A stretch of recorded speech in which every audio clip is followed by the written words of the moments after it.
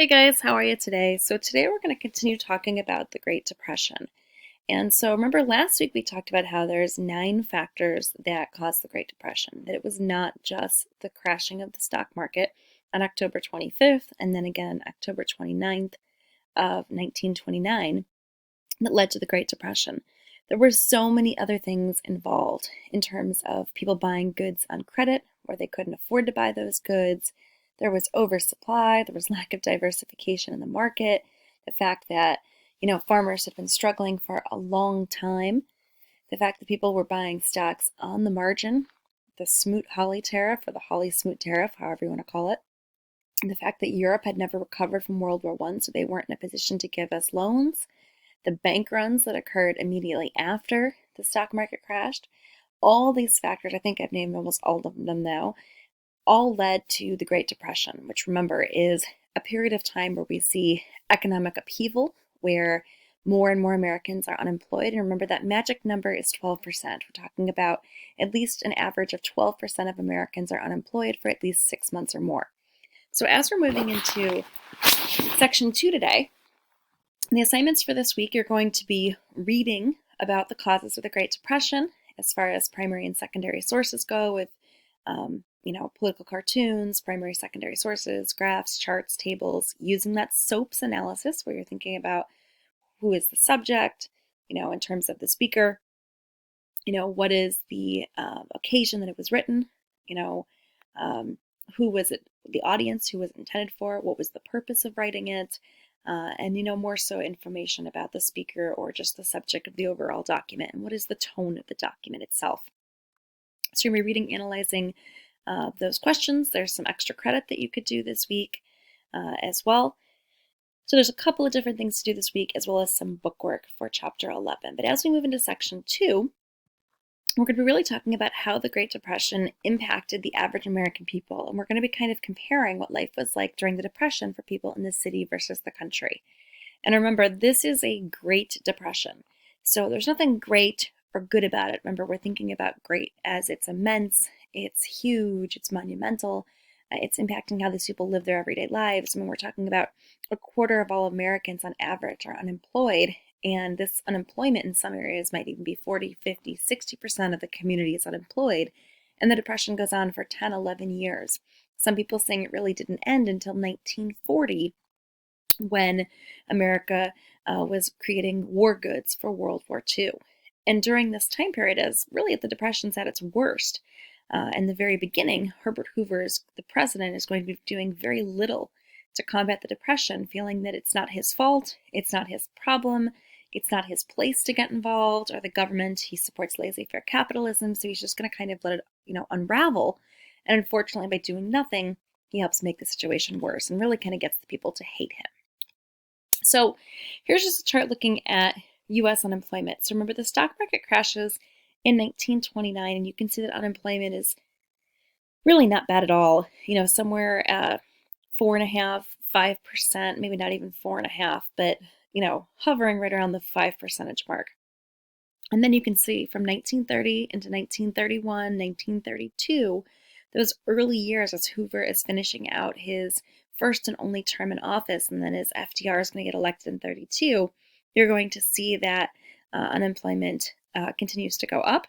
And the other interesting thing you might not realize is that just because Franklin Delano Roosevelt is elected and his plan to end the Depression is called the New Deal, and he passes a set of programs trying to end the Depression, that's what the extra credit this week kind of talks about, as then we'll be getting into chapter 12 next week.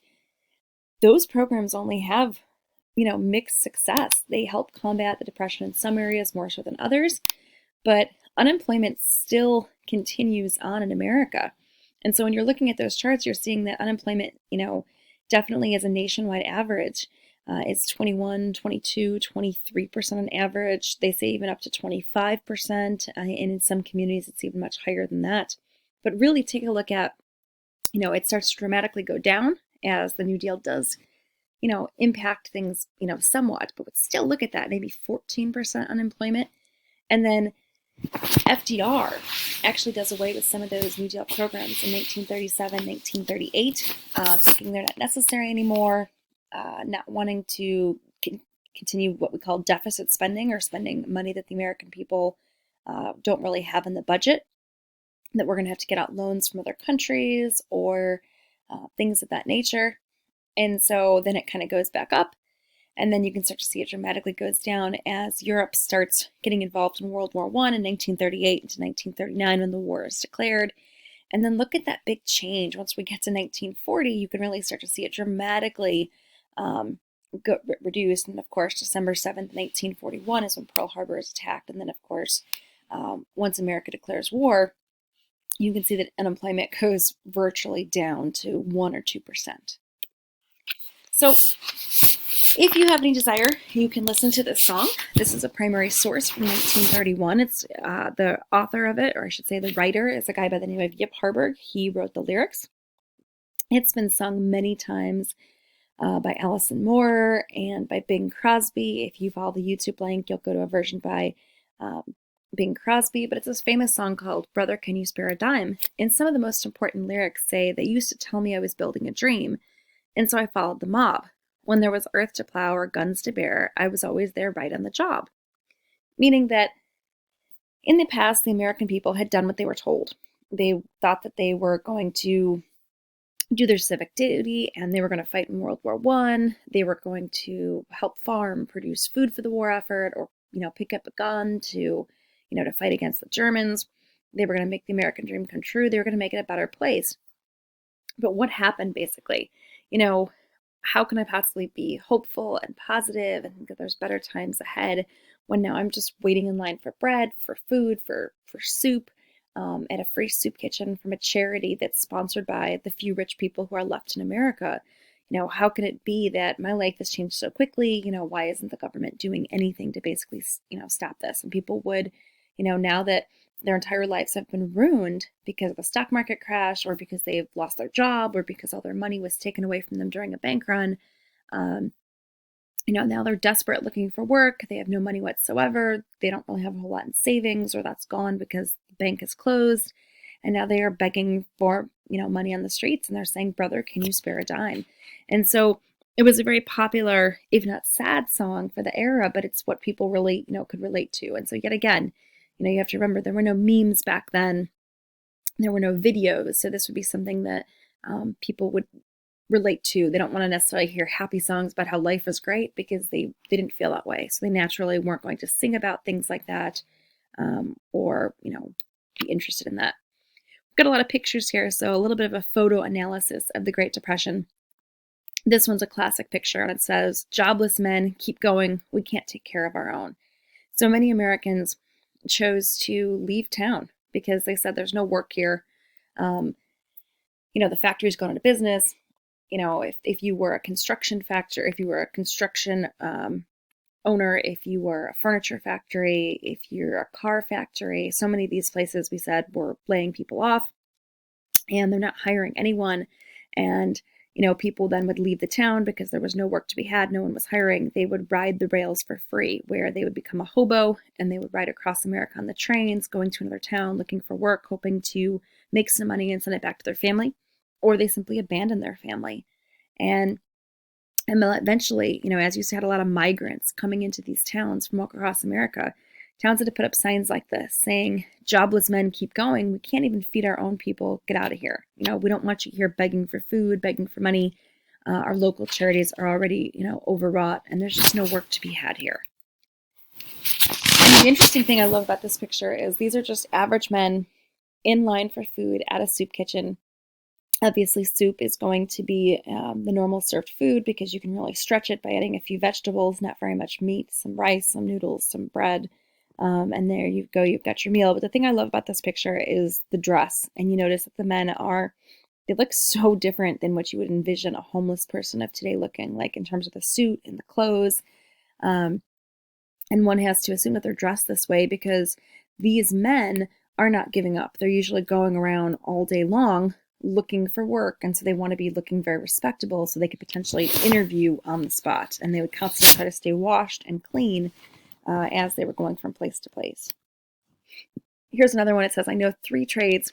I speak 3 languages. I fought for 3 years. I have 3 children, and no work for 3 months, but I only want one job. And so some people took to making signs, as they'd go up and down the streets in case somehow they would, gain the attention of someone who was hiring, and that they would see their sign and be willing to give them a chance. But it's not that employers didn't want to hire people. It's just that, no one was buying their product. Grocery stores are obviously still selling food and they would need a few employees. But otherwise, people have pretty much stopped all frivolous going out to eat. So restaurants are closing down and they're not doing any shopping for new clothes or furniture or any kind of home goods. So all of those people who used to produce those products are now out of work. So a lot of the people who no longer have jobs, all their money's been taken out potentially from a bank run and it's been lost forever. They get evicted from their apartments. They can't pay their mortgage on their homes. They end up living in these shanty towns, basically towns that they would create. They're not really towns. It's just little houses made out of cardboard boxes or old pieces of wood or tree limbs or whatever they could find. And they would call them little towns and they named them Hoovervilles after President Hoover. But in all reality, they would often say that if their pockets were empty and they were, hanging outside of their pants, so they were kind of hanging inside out, they would call those Hoover flags. And if they were homeless and they were sleeping with an old newspaper on them, they would call that a Hoover blanket. So they would really and truly take any kind of language and word in their vocabulary and they would add Hoover in front of it to try to say like, yeah, my life sucks now. Like can't even afford a blanket. Now I have this crap Hoover blanket, which is just an old newspaper. So Hoover basically was getting blamed for this depression here because he said, it's not my fault, it's your fault. He said, it's all about rugged individualism. You make your own choices in life. You're stuck, you're broke, it's not my fault. Pull yourself up by your bootstraps. That's part of the American dream. Figure it out yourselves, but I'm not going to do anything to take care of it. Here's some more pictures. You can see the Hoovervilles. Sometimes it was, and you can see kids playing in the dirt, people trying to make trash can fires for heat. Whatever possessions they do have, it's some cooking outside. A lot of it is just random trash that they found, empty crates, barrels, things that businesses have thrown away that they're no longer using, that they would try to use that to construct some kind of dwelling. But as you can imagine, if the further north you live, think about the weather we're currently having where it's below zero, when it's blowing snow and wind and it's freezing cold, you're not going to be able to survive the winter. And so these people are going to potentially freeze to death, starve to death. Things were really bad for many Americans during this time. Some more pictures here you can see of their shanty towns. There's one, of course, near a river, near some kind of water source so they could bathe, so they could kind of have some kind of fresh drinking water. And here's another picture. This is people in line for some kind of food, some kind of perhaps job application. And this was typical where people would wait all day in a line just to get one bowl of soup. Or they would wait all day in a line just to potentially interview for a job. Things were as bad as you could imagine. Here's another one. Wanted a decent job for a family man, age 44, age 37. These guys are pounding the pavement all day. They're desperate to try to get a job. They're trying to help take care of their families, and they're getting, of course, incredibly frustrated. So as far as some key things to write down based off the pictures we just saw, I put some things in bold if you want to kind of write those down. So, of course, there's bread lines and soup lines that formed, and these are all paid for by charity. So it could be that it's your local church, it could be the American Red Cross, it could be some other corporation like Ford.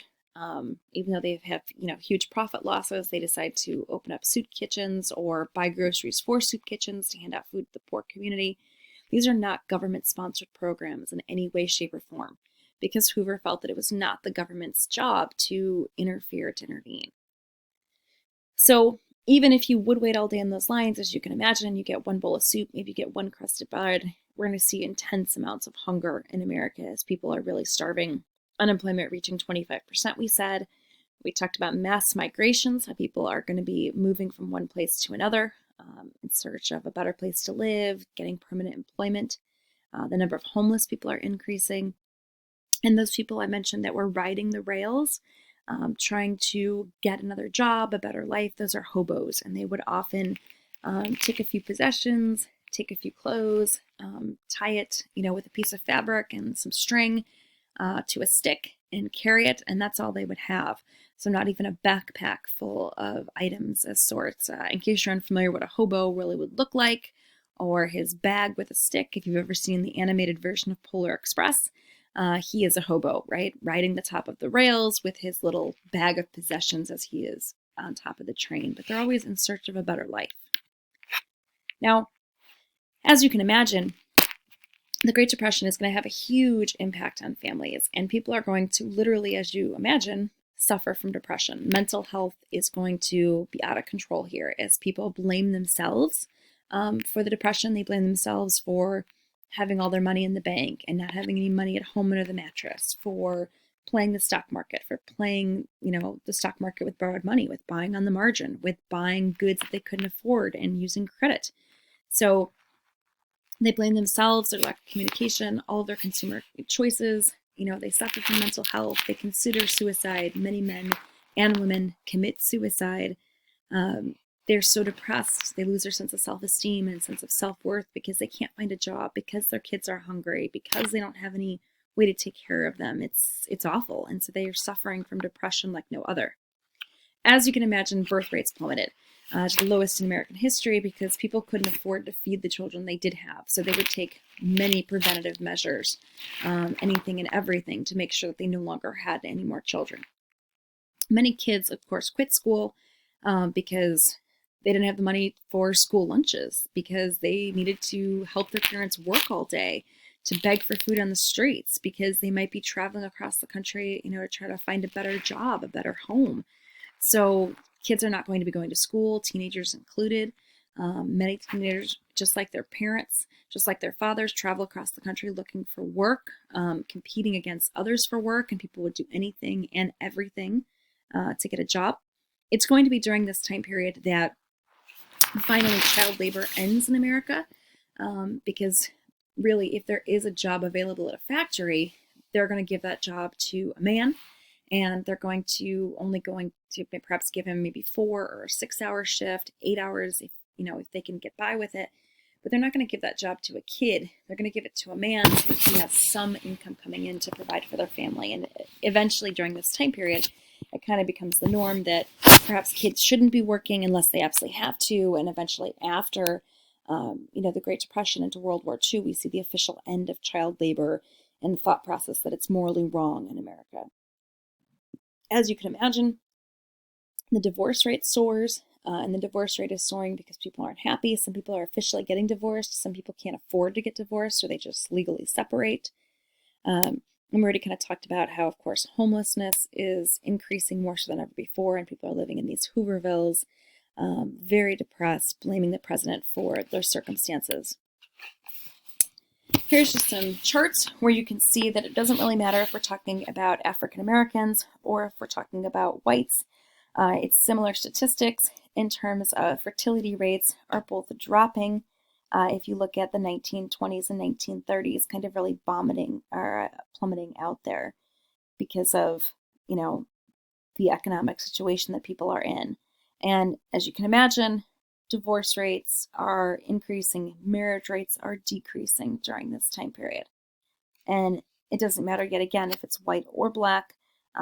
Fathers are leaving home, teens are living home. The family is really splitting apart as they're trying to find a way to gain money, to gain a job, to improve their status.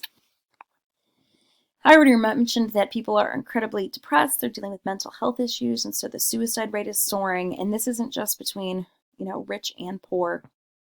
This is really going for everybody. We saw that many people who were incredibly wealthy committed suicide right after the stock market crash because they had lost so much money.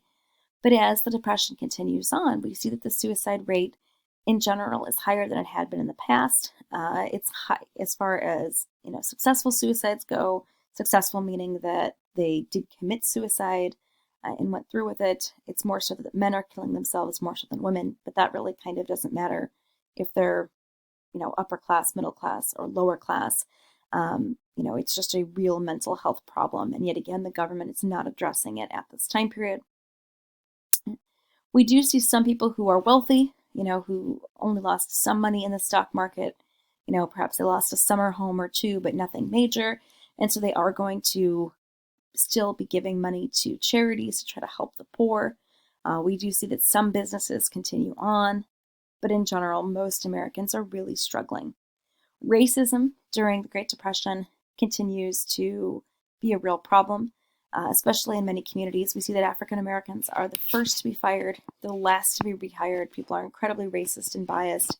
They're not going to hire a woman or a child or a member of a minority or special group for a job. Those jobs, if there are any, are going to go to white men who have families, number one. And so there definitely is a level of bias here going on. It's not about who's qualified for the job.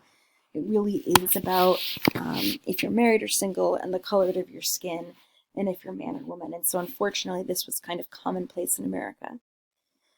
Also, as far as city life goes during the Depression, many people tried to escape the Depression by, if they did have some money, they would, if they had a quarter, if they were able to save up any money for a special occasion, a birthday or something, they would maybe go to the movies and watch a double feature. And the movies, a double feature, could really be an all-day event where you would watch one movie, and then in between they would have a live band that would play. There would be a newsreel so you could find out what's happening around the world, and then the band would play again, and then there would be a second feature. So you could spend several hours watching people dance or sing or, watching comedies and such to try to, forget their troubles and try to think of happier times and not try to, remember that as soon as they left that theater, it would be back to the unemployment line, back to the bread line, back to the soup kitchen.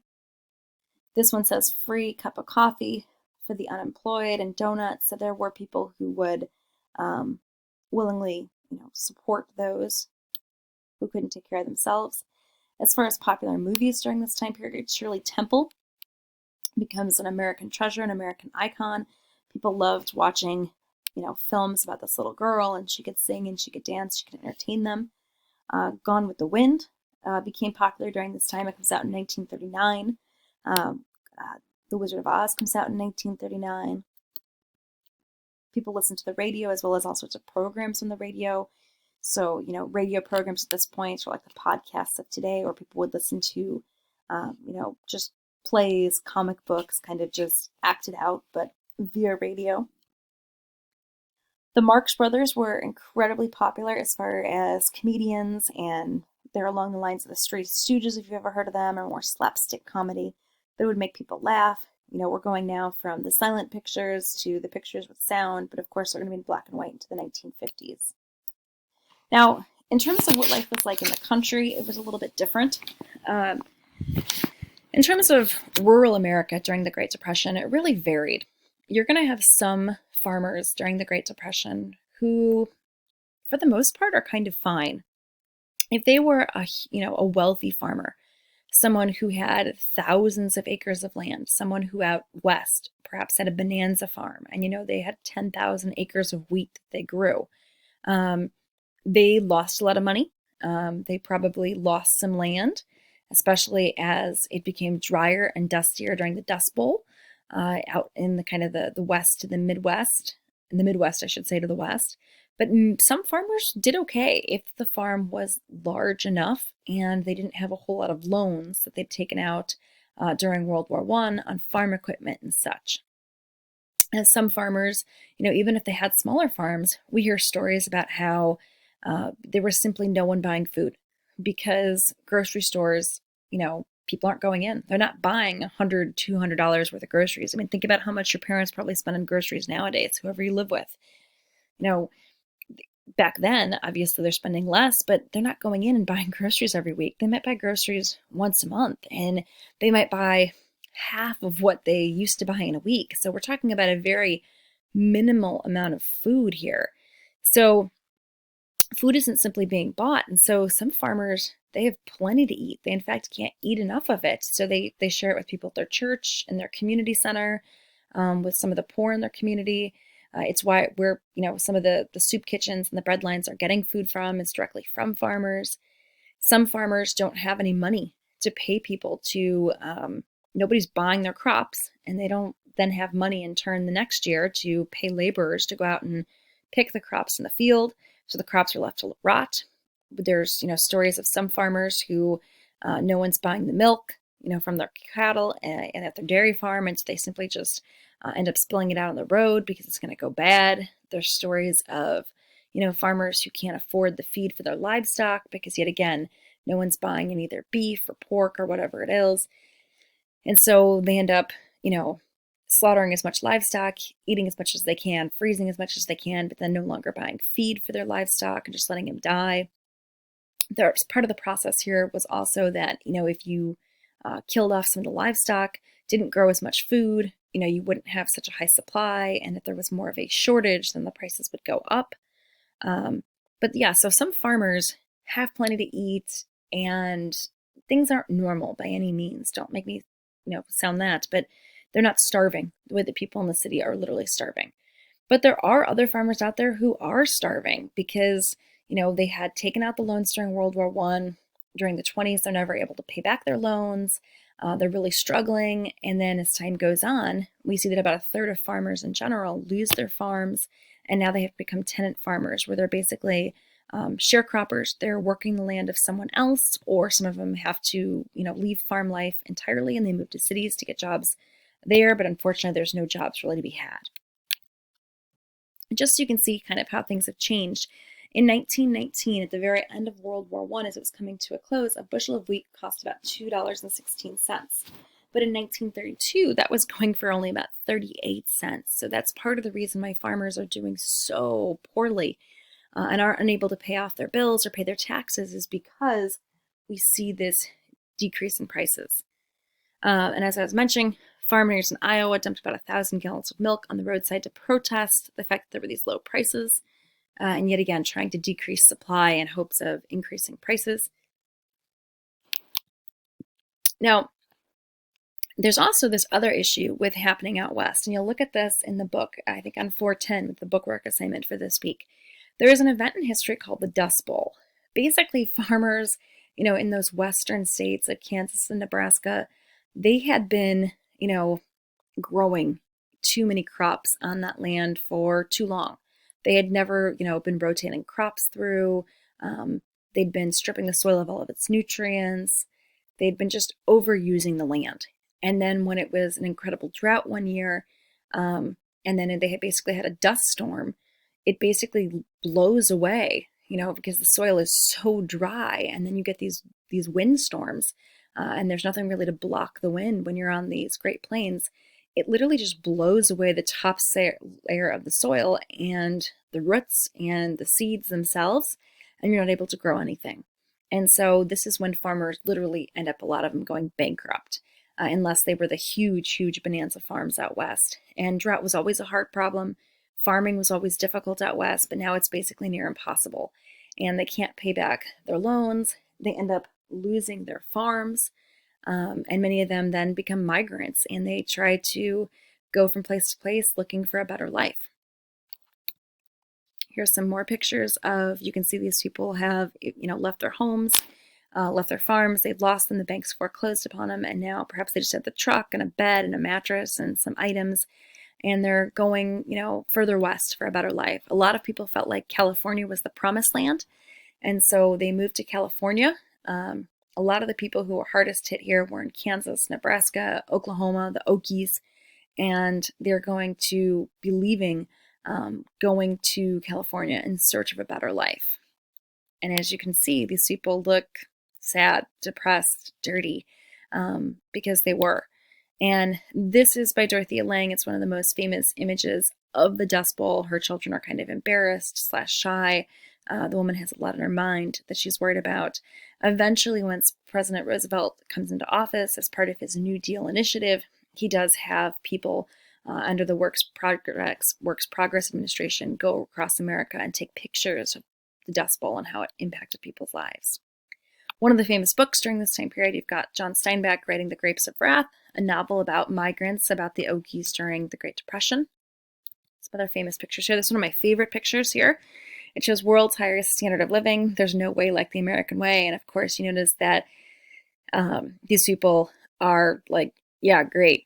There's no way like the American way, because in reality, America was not experiencing a high standard of living. People were starving to death, and this is very apparent here. And the interesting here, of course, as you notice, this is a African American community that was really hard hit by poverty. And it wasn't just African Americans. You see this man as a Chinese American, but all different groups were really affected. And I think I already kind of talked about this, about how the Dust Bowl was this environmental disaster. There were dust storms, there was drought. People were desperate. They rode the rails. They, tried to get west however they could. The Okies were migrants from Oklahoma. Many of them were led to California for a better life, and only kind of had somewhat better luck out west. It was still more of the same. You can kind of see the Dust Bowl where it was hardest hit there. That's what it looks like. It's a huge dust storm. Literally, they couldn't start their car. They couldn't breathe. If you had any kind of bronchitis or asthma, you would have coughing fits. It made your clothes incredibly dirty. It was, ridiculously hard to farm during that, or to see, or to move. You can just see it was this huge, kind of scary cloud of dust, and you can see how hard it would be to kind of grow anything in that kind of soil. All right, so that kind of wraps us up today, and I just have this Venn diagram as the last slide to kind of help you reflect on the fact that we talked about what life was like in the city versus country. In the city, for the most part, we saw 25% of the people unemployed, people starving at bread kitchens, at bread lines and soup kitchens, compared to in the country. Yes, the Dust Bowl left a lot of people homeless, farmless, hungry, but there were people who still kept their farms and had an abundance of food.